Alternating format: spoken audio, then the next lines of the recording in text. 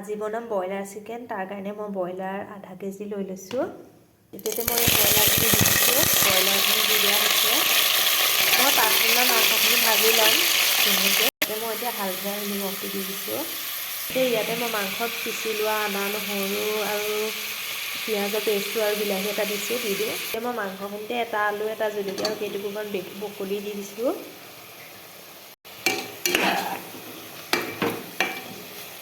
এতিয়া ইয়াত মই মছলা হিচাপে 1 পেকেট জিৰা গুড়ি ব্যৱহাৰ কৰিছোঁ।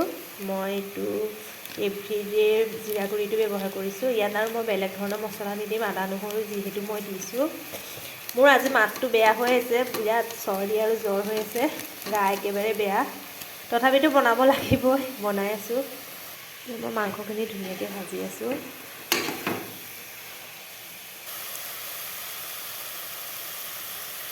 মই কেইটামান পদিনা পাত ছিঙিব আহিছোঁ। কেইটামান পদিনা পাত লৈ ল'ম। তাৰ লগত মই কেইটামান কাজু লৈ লৈছোঁ আৰু ইয়াতে পদিনা পাতকেইটা দি দিম। পানী দি মই পেষ্ট বনাই ল'ম। এতিয়া মই পদিনা পাত আৰু কাজু পেষ্টখিনি ইয়াতে দি দিছোঁ। মোৰ এয়া ব্ৰইলাৰ মাংসখিনি হৈ গৈছে বনাই পেলাই ইয়াত ধৰোঁ। এইটো মাংসখিনি মোৰ বনাই হৈ গ'ল।